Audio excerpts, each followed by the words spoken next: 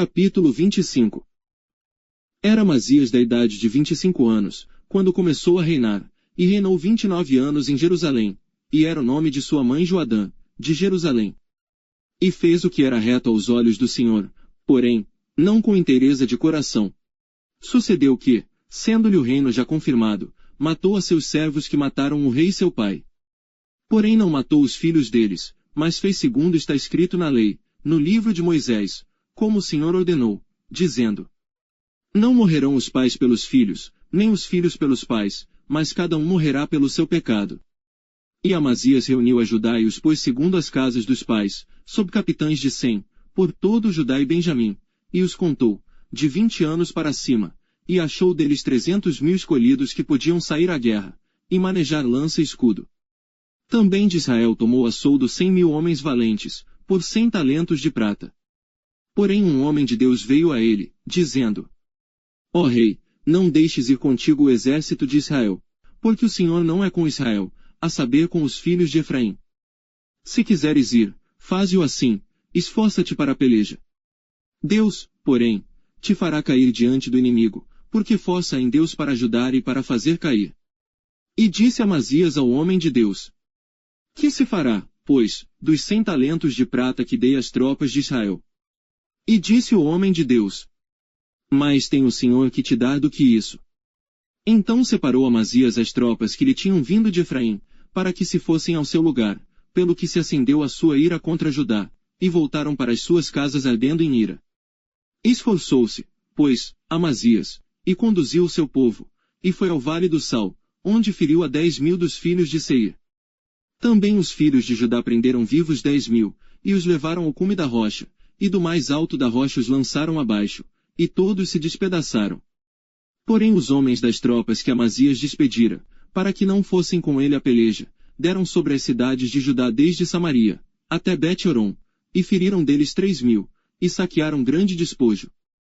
E sucedeu que, depois que Amazias veio da matança dos Edomitas e trouxe consigo os deuses dos filhos de Seir, tomou-os por seus deuses, e prostrou-se diante deles, e queimou-lhes incenso. Então a ira do Senhor se acendeu contra Amazias, e mandou-lhe um profeta que lhe disse: Por que buscaste deuses deste povo, os quais não livraram o seu próprio povo da tua mão? E sucedeu que, falando ele ao rei, este lhe respondeu: Puseram-te por conselheiro do rei. Cala-te! Por que haveria de ser ferido?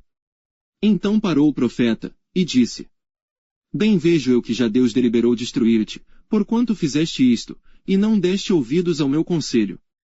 E, tendo tomado o conselho, Amazias, rei de Judá, mandou dizer a Jeoás, filho de Jeoacás, filho de Jeú, rei de Israel: Vem, vejamo-nos face a face.